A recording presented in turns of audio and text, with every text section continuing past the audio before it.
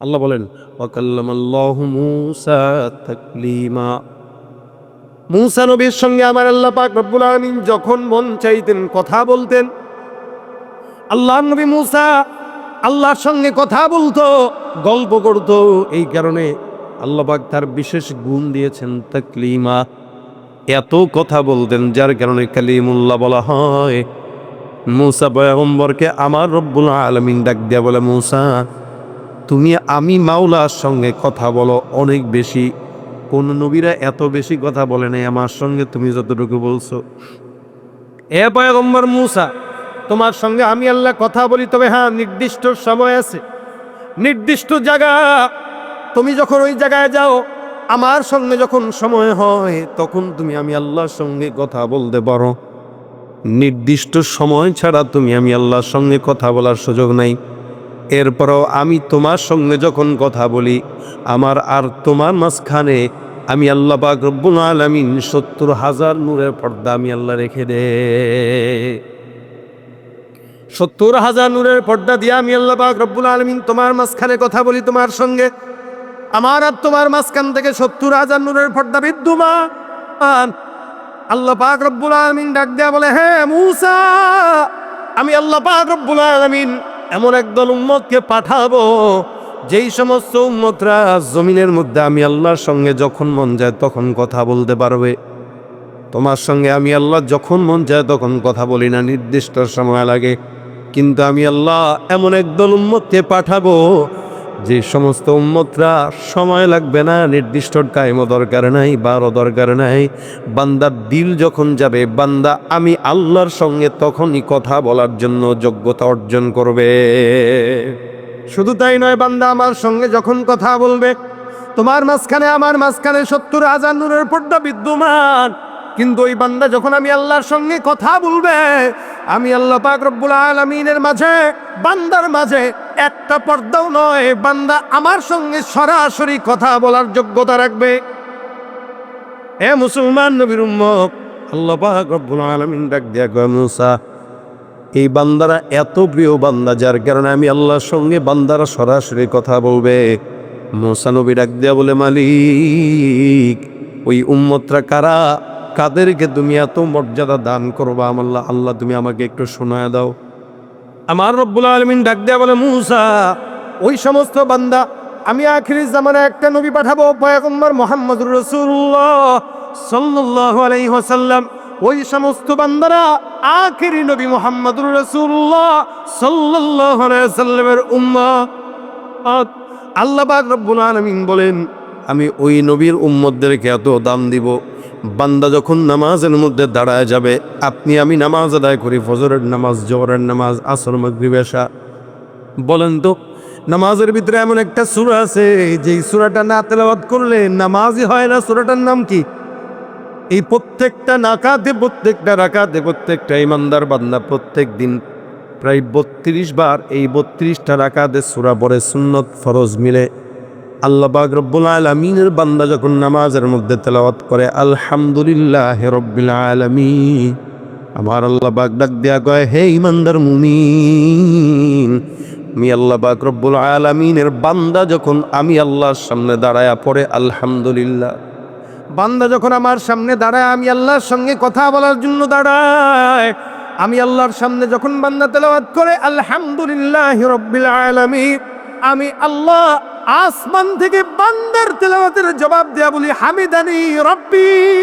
হে বান্দা, একটা একটা করে আয়াত তেলাওয়াত করবা, আর আমি আল্লাহ পাক রব্বুল আলামিন প্রত্যেকটা আয়াতের বিপরীতে ওই বান্দার সঙ্গে নামাজের মাধ্যমে আমি আল্লাহ সরাসরি কথা বলি।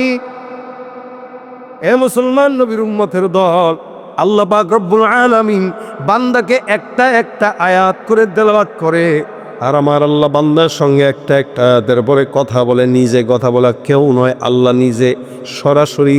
এই কারণে আল্লাহ পাক বলেন, ওয়াসজুদ অপতারি, বান্দা সিজদা যত দিবা তত আমি আল্লাহর নিকটবর্তী হবা।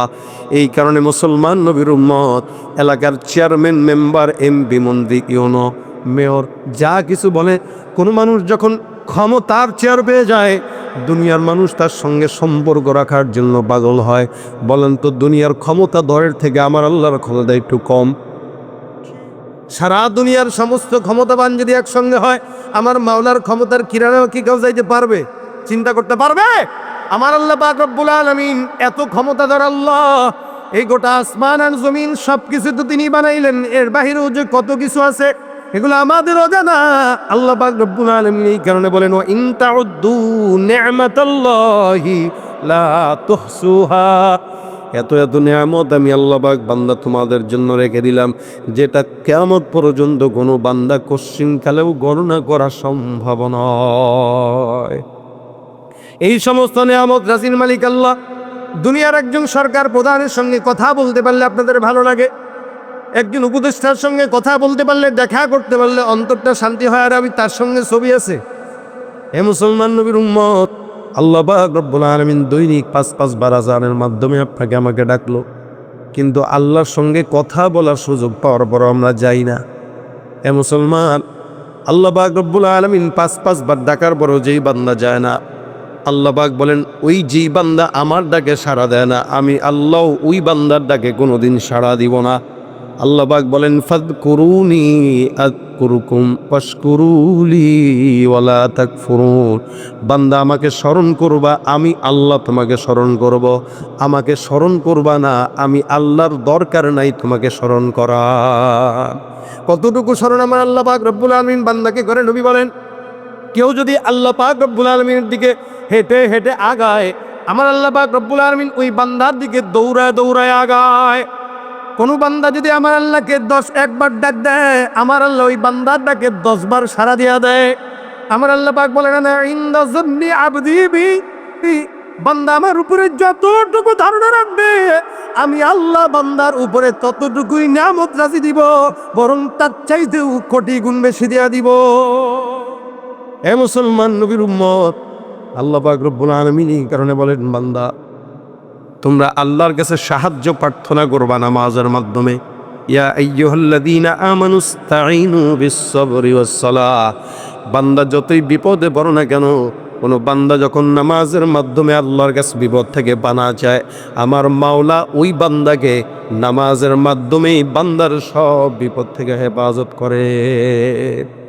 এই জন্য আল্লাহ পাক রব্বুল আলামিন বলেন, উতলু মা উহিয়া ইলাইকা মিনাল কিতাবি ওয়া আকিমিস-সালাহ ইন্নাস সালাতা তানহা আনিল ফাহশাই ওয়াল মুনকার। নামাজ এমন একটা ইবাদত, যে ইবাদতটা বান্দা আলামিন বলেন নিশ্চয়ই নামাজ বান্দার সমস্ত গুনাহ থেকে বান্দাকে ইবাদত করে। কিন্তু আল্লাহ পাকের আয়াতের সঙ্গে বর্তমান সমাজটা সাংঘর্ষিক মনে হয়। কেন মনে হয় বলে দেই। দেখবেন আল্লাহ বলতেছেন নিশ্চয়ই নামাজ বান্দাকে সব গুনাহ থেকে বাঁচায়, হেফাজত করে। কিন্তু বর্তমান সময়ে আমরা দেখতে পাই আমাদের দেশে অসংখ্য বান্দারা মসজিদ থেকে নামাজ পড়ে বের হয়েই সাথে সাথে সিগারেটটা ধরায় দেয়, তার গায়েও লাগে না। তার মানে এই বান্দা নামাজও পড়লো, সিগারেটও খাইলো, নামাজও পড়লো, দুর্নীতিও করে। নামাজও পড়ে সুদের টাকা দিয়া বিল্ডিং বানায়, নামাজ পড়ে ব্যবসার মধ্যে 2 নম্বরই করে তারপরে কামায়, নামাজ পড়া ওজনের মধ্যে কম দেয়, নামাজ পড়ে আবার দুর্নীতি করে, নামাজ পড়ে জেনা করে, নামাজ পড়ে চুরি করে, সন্ত্রাসী করে। তার মানে নামাজ পড়ার পরেও কোনো বান্দা যখন গুনাহ করে, বুঝতে হবে ওই বান্দার নামাজ আসল নয়, ওটা দেখানোর নামাজ। আমাদের দেশের নির্বাচনের নামাজ আছে না নাই? ভোট সামনে যদি খালি ফালায়, দেখবেন নামাজই বেড়ে গেছে। সব মসজিদে যায় হাজিরা দেয়। কেন? এলাকার মানুষ বুঝুক যে আমি নামাজি। এই কারণে নামাজ পড়ে, অন্তত ভোটটা পাওয়ার জন্য হলেও পড়ে। কারণ এর আগে যারা ছিল ক্ষমতায়, তারাও তো নামাজ আর জিকির পুঁজি করে এই তো ভোট নিছে। বলতো না যে আমরা নামাজ পড়ি, কেউ কেউ 70-80 রাকাত তাহাজ্জুদের স্লোগানও দিছে। তার মানে জানে 70 রাকাত 80 রাকাত তাহাজ্জুদের কথা বললে ভোট পাওয়া যায়। বাংলাদেশে এটা একটা কমন বিষয় হয়ে গেছে। বাস ভোটে দাঁড়াবে তো টুপি একটা মাথায় দিয়ে আসসালামু আলাইকুম, আমি কিন্তু নামাজ পড়ি।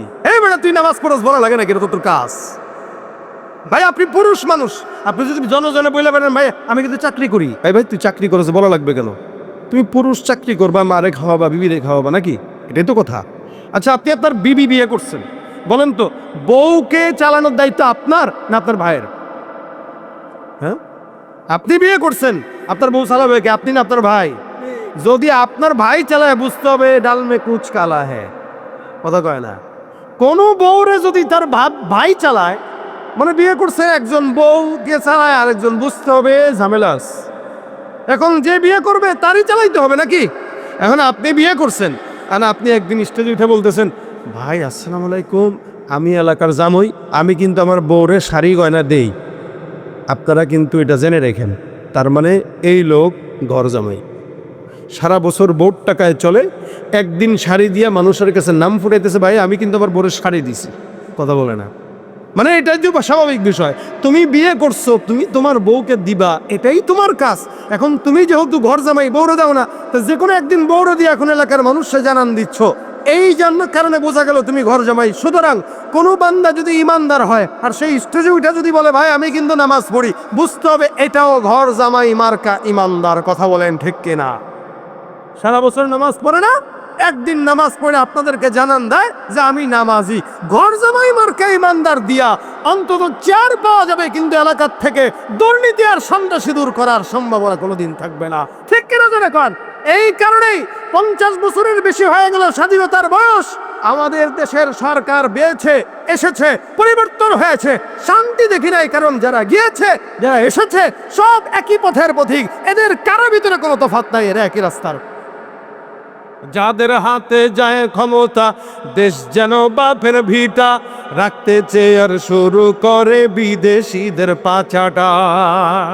যাদের হাতে যায় ক্ষমতা, দেশ যেন বাপের ভিটা, রাখতে চেয়ার শুরু করে বিদেশিদের পাচাটা। বিদেশিদের কথা মতো চালায় ওরা নিজের দেশ, বিদেশিদের কথা মতো চালায় ওরা নিজের দেশ। দেখতে দেখতে গোল্লায় গেল আমার সোনার, কথা ঠিক কিনা? আপনারা ভাই যেই দলেরই করেন, রাগ করার কোনো সুযোগ নেই, কারণ কেউ ক্ষমতায় নেই। কথা বলেন না কেন? আগে যারা ছিল তারা নাই, যারা আসবে এরা এখনো আসে নাই। সুতরাং এই কথা আমার একার নয়, আপনাদের সবার জনগণের কথা, ঠিক কিনা? দেখতে দেখতে গোল্লায় গেল আমার সোনার বাংলাদেশ, দেখতে দেখতে গোল্লায় গেল, কেউ দিল না সবাই নিল, আমরা যে কলুর বলদ, সারা বছর নেয় না খবর, নির্বাচনে খুব দরদ। কেউ দিল না সবাই নিল, আমরা যে কলুর বলদ, সারা বছর নেয় না খবর, নির্বাচনে খুব দরদ। নির্বাচনের আগে নেতা ধরে কত রকম বেশ, নির্বাচনের আগে নেতা ধরে কত রকম বেশ। দেখতে দেখতে গোল্লায় গেল, দেখতে দেখতে গোল্লায় গেল আমার সোনার বাংলাদেশ, ঠিক কিনা? মুসলমানের দেশটা মোদের আছে খাতা কলমে, দোষের দোষী যে বাজারেই শাস্তি পায় যে আলেমে। মুসলমানের দেশটা মোদের আছে খাতা কলমে, দোষের দোষী যে বাজারেই শাস্তি পায় যে আলেমে। ওরা ইসলাম বেচেই ক্ষমতাটা পাকাপোক্ত করে বেশ, ইসলাম বেচেই ক্ষমতাটা পাকাপোক্ত করে বেশ। দেখতে দেখতে গোল্লায় গেল। রাগ করছেন কারা? হাতটা তুলে দেখান। রাগ করছেন? না না, করলেও হাত তুলবে না। একজন করছে। করলে বুঝে নাই, বুঝে নাই, বুঝে নাই, নতুন। আচ্ছা, রাগ করা যাবে? যা বলি এগুলো কি আপনাদের কাছে কি মনে হয় আমরা কি কাউকে হিংসা করে বলি? না, আমরাই দেখেছি বাংলাদেশে এই পর্যন্ত ক্ষমতার পালা বদল। এর আগে আপনাদের এখানে আসছি না একবার, তখন রানিং সরকার ছিল ক্ষমতায়, তারপরেও তো আমরা বলছি, এখনো বলি, ভবিষ্যতে যে আসুক না কেন, হকের পক্ষের কথা শুধু আমি একা না, আপনাদেরও বলা লাগবে। আপনাদের বলা এটা ইমানি দায়িত্ব। আপনার বাবাও যদি অন্যায় করে, বাবার বিরোধিতা করা আপনার ইমানি দায়িত্ব। আল্লাহ পাক রব্বুল আলামিন ইমানের পথে চলার তৌফিক দান করুন। বাইরে আবার দেখেন, নামাজ শুধুমাত্র নেতা হওয়ার জন্য না, ব্যবসায় বাণিজ্য লাভ করার জন্য না, নামাজ পড়বো কার জন্য? বলে ইন্না সালাতি ওয়া নুসুকি, নিশ্চয় আমার নামাজ, আমার কোরবানি, আমার হায়াত, আমার মত সব কিছু কার জন্য? ভাইরা আমার খুব বুঝবেন, নামাজ এটা ফরজ ইবাদত। এটা ছাড়া বান্দার ইমান আর কুফরির ভিতরে পার্থক্যকারী হলো নামাজ। নবী করিম সাল্লাল্লাহু আলাইহি ওয়াসাল্লাম নামাজের আদেশ মওতের আগ পর্যন্তই একটা কথা বলেছেন, আসসালা আসসালা ওমা মালাকাত আইমানুকুম। নামাজের কথা আল্লাহ পাক রব্বুল আলামিনের হাবিব মওতের আগ পর্যন্ত, ইন্তেকালের আগ পর্যন্ত বলে গেছেন। সেই নামাজ আজকে এত অবহেলার পাত্র হয়ে গেছে, যার কারণে জুমার নামাজে মসজিদ ভরে, ফজরের নামাজে মুসল্লি খুঁজেও পাওয়া যায় না। আল্লাহ পাক বলেন তোমরা নামাজের মাধ্যমে আর সবরের মাধ্যমে আল্লাহর কাছে সাহায্য প্রার্থনা করো। ভাইরা আবার এক সাহাবিয়া নাম আবু মুআল্লাক আনসারী সাহাবী, একবার উনি ব্যবসায়ী ছিলেন। ব্যবসার জন্য কোনো একটা জায়গায় যাবেন, কখনো কখনো দলবদ্ধ হয়ে ব্যবসার সফর করতেন, কখনো কখনো একা সফর করতেন। এলাকার মধ্যে যারা ব্যবসা করে অনেকেই ঢাকায় মাল আনার জন্য কখনো একা যায়, কখনো 2-4 জন দোকানদার একসঙ্গে হয়ে যায়। সাহাবী আবু মুআল্লাক একসঙ্গে যায় নাই, একাকী রওনা হয়ে গেছে ব্যবসার পণ্য কেনার জন্য অথবা পণ্য আনার জন্য বা পণ্য বিক্রি করার জন্য।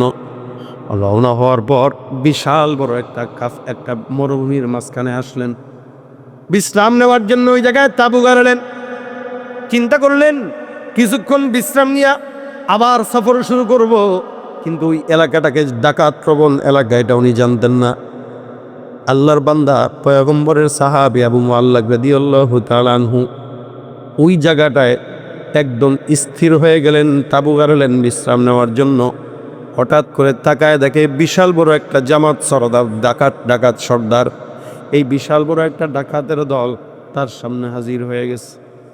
হাজির হয়ে বলতেছে, এই যা আছে তাড়াতাড়ি দে। আবু মুআল্লাক রাদিয়াল্লাহু তাআলা আনহু ডাক দিয়া কয়, ভাই আমার থেকে যা মন চায় নিয়ে আনেন, সম্পদগুলো আছে, টাকাগুলো আছে, আমার কাছে যা আছে আপনি নেন, তবে আল্লাহর রাস্তে আমার গায়ে হাত দিয়েন না। চোর ডাকাত ধরলে বুদ্ধিমানের কাজ হলো এটাই, ভাই যা আছে নেন। আপনি মোবাইলটা বাঁচাইতে যায় পরে ইচ্ছা মতো আপনার জান শেষ। মনে করছেন 2025-এই খালি চোর আর ডাকাত? না, রাসূলের জামানা থেকেই ছিল। তবে ইসলামের একটা সুন্দর বিধান আছে, চুরি করলে কি হাত কাটা। যদি আমাদের দেশের চুরি করলে হাত কাটার বিধান থাকতো, যারা চুরি করে পালিয়েছে এদের কারো হাত থাকতো না। এরা পালাইতে গেলে এদের মোটামুটি হুইল চেয়ার লাগতো। আবার যারা আসবে চুরি করতে, এরাও চিন্তা করতো যে না না, একদল হাত কাইটা পালাইছে, সুতরাং আমরা হাত ছাড়া পালাইতে চাই না। ইসলামের বিধান এটাই, যেই চুরি করুক। আমরা তো এলাকার একটা শেষরা চোরকে দেখলেও পিটায় মেরে ফেলাই, দেখছেন না রমজানে যেখানে চোর পাইছি মেরে ফেলছে।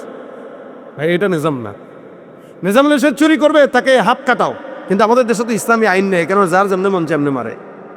অথচ একটা পকেট মার চুরি করে ধরা খাইছে, ধরা খাওয়ার সাথে সাথে এর পিটায়া নাক টাক ভস্কাই দিছে। কি রে ভাই কেন মারছেন? আর মিয়া বললেন না, আমার পকেটে হাত দিছে। তো কিছু নিছে নি? অত সোজা, আমি উঠছে বড়টা না, তাতে মারলেন যে মারবো না, তো হাত দেওয়ার সাহস করলো কেন? চুরি করে নাই, না করতেই যদি তার হাত এভাবে আপনি ভাঙেন অথবা তার থতনা ফাটায় দেন, কিন্তু সমাজের কোটি কোটি টাকা চুরি করে যারা ওপারে পাচার করে তাদেরকে আপনারা কিছু বলেন না কেন? কেন তাদের ব্যাপারে আপনাদেরকে এত মায়া দেখানো লাগে? কেন তাদেরকে দেখলে 14 বার সালাম দেওয়া লাগে? এদেশে পকেট মারকে মার দেওয়া হয়, কিন্তু বিশাল বড় বড় চুরি রাঘব বলদেরকে সে জেলখানার ওই জায়গায় বসে তারপরে জামাই আদর করে রাখা হয়। যদি চুরির অপরাধে এদেরকেও যদি আঘাত দেওয়া হতো, তাহলে কেউ এই সমাজে চুরি করার সাহস করত না। এটা ইসলামের বিধান, সৌন্দর্য। আবু মুআল্লাক বলতেছেন, ভাই তুমি আমাকে যা মন চায় নিয়ে যাও, কিন্তু আমাকে ছেড়ে দাও। কিছু বলল না। ডাকাত এটা হইল শয়তান ডাকাত। কিছু আছে হুজুর টুজুর দেখলে চুরি করে না, কিছু মানুষ আছে এরকম ডাকাত। হুজুর দেখছে, ও হুজুর মানুষ, আচ্ছা যা যান দোয়া করেন। আবার কিছু আছে হুজুর থেকে নেওয়ার পরে হুজুর দোয়া করেন, মারলাম না আপনারে। আবার কিছু আছে কিসের হুজুর কিসের খেজুর, দৌড়ছস মার নে, মারা ছাড়া যাবে না। আল্লাহর বান্দা আবু মুআল্লাক ডাক দিয়া কয়, ভাইরা আমার আল্লাহর রাস্তায় বাঁচা দেন, বিবি আছে বাচ্চা আছে, আমার জন্য অপেক্ষা করবে, এখানে আমি একা। আমাকে যদি হত্যা করেন তাহলে আমার বিবি বাচ্চা কেউ জানবে না, অপেক্ষা করতে করতে সারা জিন্দগি পার করবে। দয়া করে আল্লাহর রাস্তায় আমারে কিছু বললেন না, আল্লাহর রাস্তায় আমারে ছেড়ে দিয়েন, যা আছে নিয়ে যান। ডাকাত সর্দার ডাক দিয়া বলে, তোমারে মারবো আবার নিব, যেগুলো সম্পদ আছে এগুলো তো নেবই, আমার হাত থেকে বাঁচার কোনো সুযোগ নাই, মানে মারবেও সম্পদও নিবে। আবু মুআল্লাক অবশেষে ডাক দেয়া কয়, তাহলে একটা কথা শুনেন। বলে কি? যেহেতু মারবেন তাহলে একটা কথা হইল, আমাকে আল্লাহর কাছে 2 রাকাত নামাজ পড়ার সুযোগটা দিয়ে দেন। দেখেন ইমানদারের আলামত কি, ইমানদার মৌতের আগে যদি কেউ বলে তুমি কি করতে চাও, কয় নামাজ করতে চাই। আর বেঈমানরা যদি কয় মৌতের আগে কি করবা, তো দ্বারা সম্পদগুলা বাগবাটোয়ারা করে একটু দিয়ে আসি, অথবা এই করি সেই করি। আল্লাহর নবীর সাহাবী উনি ডাক দেয়া কয়, মাওলার দরবারে 2 রাকাত নামাজ পড়ার জন্য আমার একটু অনুমতি দিয়া দাও। ডাকাত সর্দার ডাক দেয়া কয়, তোর মতো কত বুজুর্গ দেখলাম নামাজে দাঁড়াইছে কিন্তু লাভ হয় নাই। আমি এমন একজন ডাকাত সর্দার, যে ডাকাত সর্দারের হাত থেকে বাঁচার ক্ষমতা কারো নাই। যাও নামাজ পড়ো, যাও দাঁড়াও। সাহাবী আবু মুআল্লাক রাদিয়াল্লাহু তাআলা আনহু সুন্দর করে জমিনের ভিতরে ওযু করে নামাজে দাঁড়ায় যা। নামাজ এটা এমন একটা ইবাদত, কার সঙ্গে কথা হয়? আল্লাহর সঙ্গে কথা হয়। সাহাবী আবু মুআল্লাক রাদিয়াল্লাহু তাআলা নামাজে দাঁড়ায় গেলেন। নামাজে দাঁড়ায় সুন্দর করে সেজদায় চলে গেলেন। উনি তো জানে সেজদার মধ্যে কি করা লাগে। নামাজের মধ্যে সেজদায় ডুবে গেলেন। সেজদায় যখন ঢুকলেন, সেজদায় ঢুকার পরে উনি দোয়া করতেছে। এদিক দিয়ে ডাকাত সর্দার সে তো ইয়ার চিন্তা করলো নামাজটা শেষ হোক, আল্লাহর বান্দা আমার হাত থেকে বাঁচার কোনো উপায় নাই।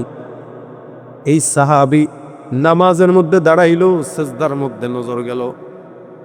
1 রাকাত পড়লো, 2য় রাকাতের সেজদায় যখন যায়, এবার সাহাবী আবু মুআল্লাক নামাজ শেষ করে না।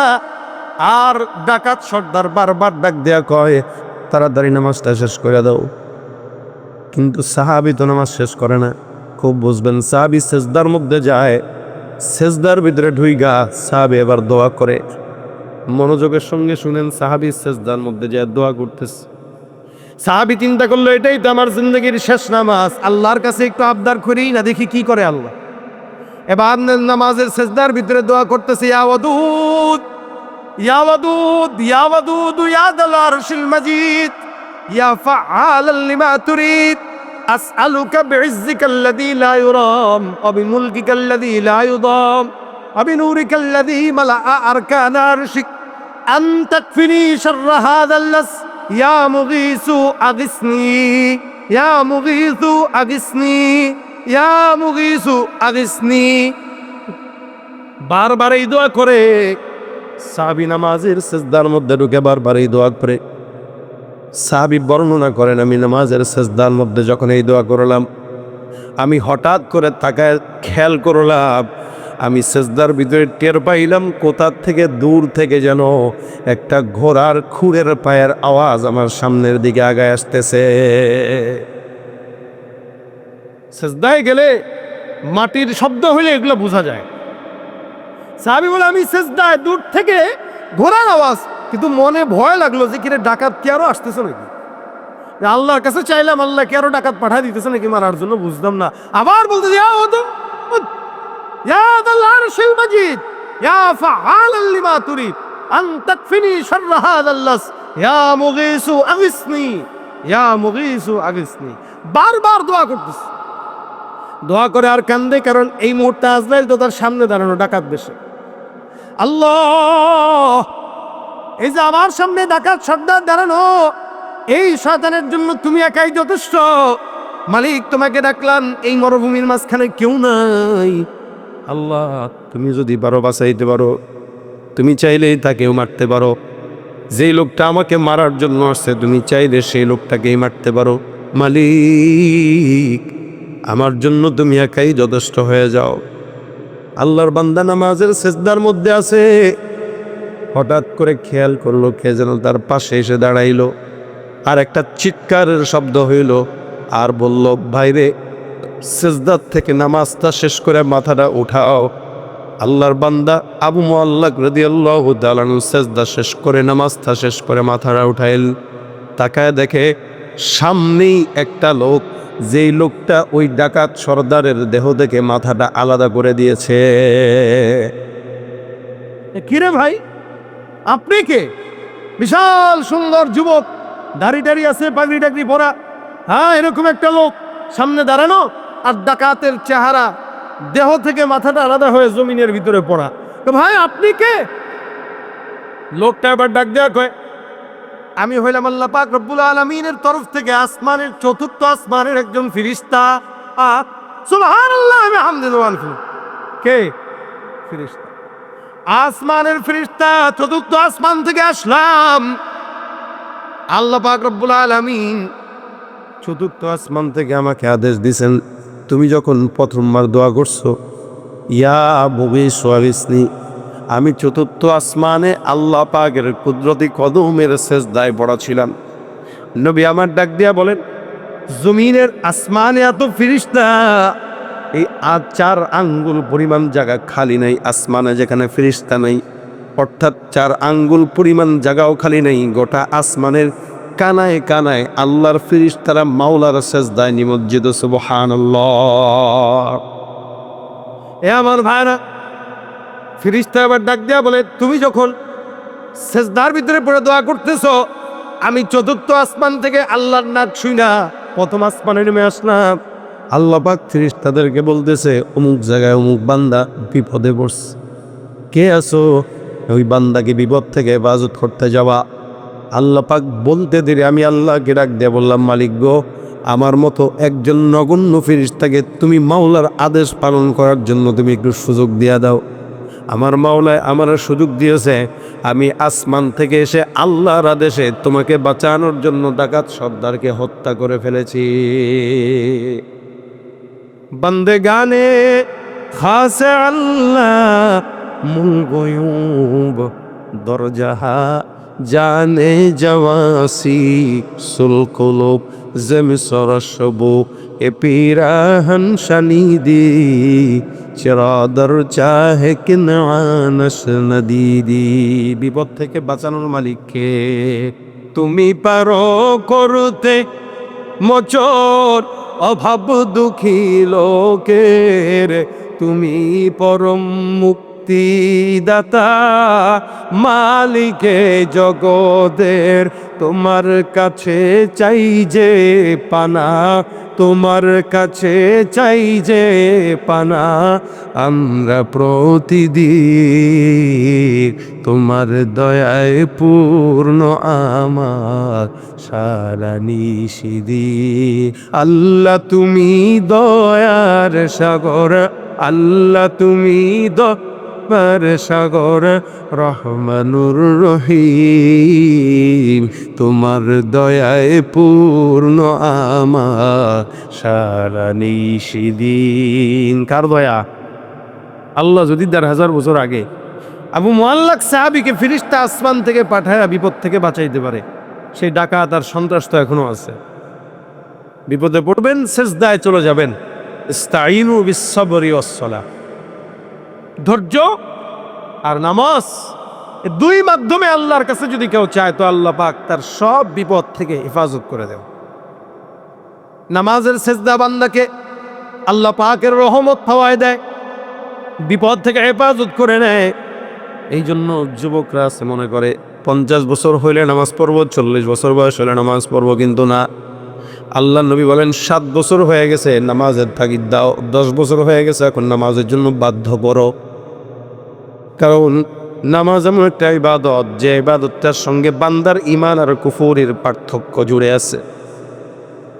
আমাদের সমাজে স্বামীরা নামাজ পড়ে, বিবি নামাজ পড়ে না, সন্তান নামাজ পড়ে না, বাবা নামাজ পড়ে। এই কারণে প্রত্যেকটা স্বামী স্ত্রীর ভিতরে এমন সম্পর্ক রাখা দরকার, বিবি নামাজ না পড়লে স্বামী তাকে বিবিকে কঠোরভাবে নিষেধ করবে যেন নামাজ পড়ে অবশ্যই।